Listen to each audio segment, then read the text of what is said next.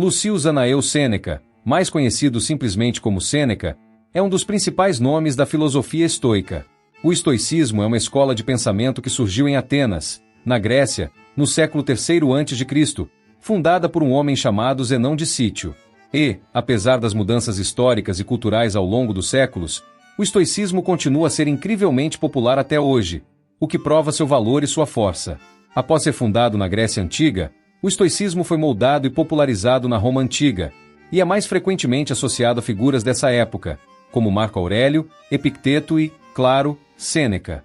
Os princípios-chave do estoicismo incluem viver em harmonia com a natureza, devotar-se à sabedoria, virtude e dever, evitar agir por emoções intensas, abraçar o destino e focar mais na experiência interna da vida do que na externa. Sêneca nasceu por volta de 4 a.C. na Espanha, mas viveu a maior parte de sua vida em Roma, onde faleceu em 65 d.C. Ao longo de sua vida, ele foi estadista, orador, escritor de tragédias, filósofo, entre outras coisas. A vida de Sêneca foi marcada por altos e baixos extremos, devido à sua relação com a política romana da época.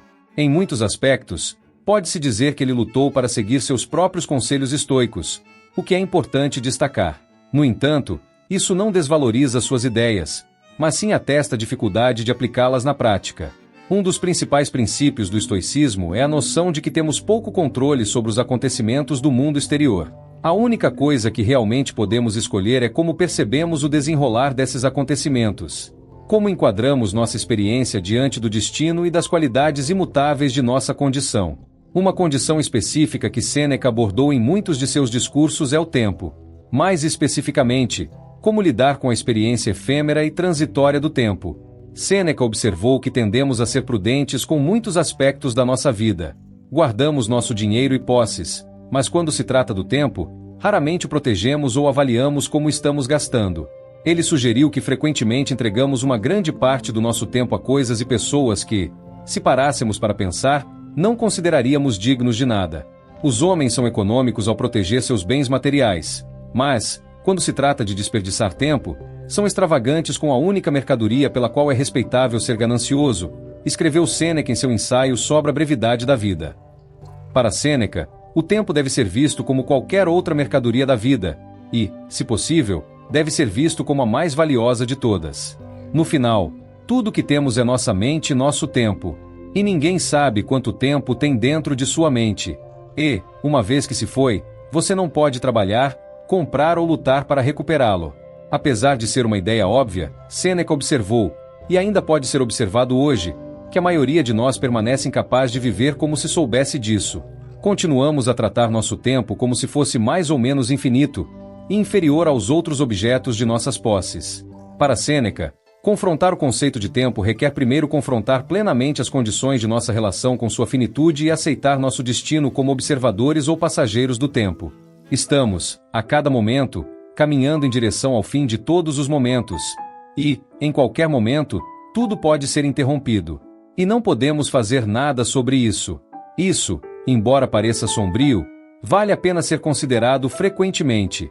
A verdade é que, se todos que vão perder suas vidas nos próximos anos soubessem disso, a maioria dessas pessoas viveria de maneira diferente. E, assim, devemos viver não como se fossemos um dos que viverão até a velhice, mas como um dos que talvez não. Porque, somente assim, a finitude da vida começa a se revelar. Sêneca acreditava que devemos superar a tendência de olhar para o futuro em busca de consolo e, em vez disso, focar nossa perspectiva no presente. Não apenas porque o futuro pode não chegar, mas porque, mesmo que chegue, provavelmente será apenas mais um momento para se preparar e ansiar por momentos futuros, se continuarmos presos nesse ciclo preparatório constante. É inevitável, escreveu Sêneca, que a vida será não apenas muito curta, mas muito miserável para aqueles que adquirem com grande esforço o que devem manter com maior esforço ainda. Eles alcançam o que desejam laboriosamente, possuem o que conseguiram ansiosamente, e, enquanto isso, não dão atenção ao tempo que nunca mais voltará. Novas preocupações tomam o lugar das antigas, a esperança excita mais esperança e a ambição mais ambição. Eles não procuram o fim de sua miséria, mas simplesmente mudam a razão para ela. Para Sêneca, esperar para viver para si mesmo finalmente no futuro é esperar até que seja tarde demais. Ao contrário, aproveitar o tempo ao máximo é fazer o máximo de hoje. Agarre-se à tarefa de hoje e você não precisará depender tanto do amanhã. Ele escreveu. Sêneca acreditava que deveríamos passar nosso tempo cumprindo nossos deveres e responsabilidades, desfrutando de qualquer riqueza ou fortuna que possamos ter, mas não trabalhando com propósito de status social ou sucesso material além de nossas necessidades mínimas. Porque, acima de quase tudo, ele defendia dedicar o máximo de tempo possível ao lazer. Mais especificamente, um tipo particular de lazer bem focado, no qual se encontra tranquilidade, introspecção e quietude em si mesmo. Porque estar ocupado fazendo nada de valor não é produtividade valiosa. E passar o tempo livre fazendo coisas que não têm valor real para você é lazer mal utilizado. Ambas são apenas maneiras disfarçadas de desperdiçar tempo. A pessoa verdadeiramente ociosa, escreveu Sêneca, é aquela que também está consciente de seu próprio lazer.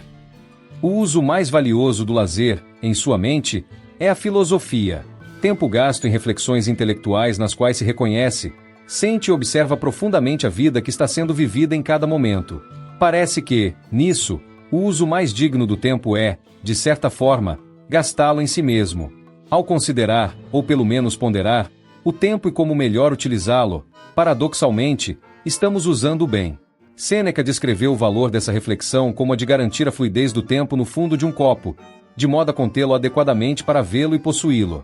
O estudo da vida e do tempo nos ajuda, em sua mente, a ampliar ou aprofundar a experiência da própria vida e tempo que estamos estudando, permitindo-nos preencher-nos com sabedorias, maravilhas e pontos de conexão com mentes longínquas, mas essenciais, que precisamos como nossos amigos mais próximos, mas que, de outra forma, nunca poderíamos conhecer ou encontrar. Ao se referir ao estudo de matérias intelectuais, Sêneca escreveu: você realmente deveria deixar o nível do chão e voltar sua mente para esses estudos. Nesse modo de vida, muito do que vale a pena estudar te espera. O amor e a prática das virtudes, o esquecimento das paixões, o conhecimento de como viver e morrer e o profundo repouso. Sêneca acreditava que a sabedoria e o conhecimento filosófico não são apenas para momentos de crise, mas para todos os momentos, a fim de que possamos viver com mais serenidade e profundidade. Quando você reflete sobre como gasta seu tempo, você está, de fato, vivendo uma vida mais plena.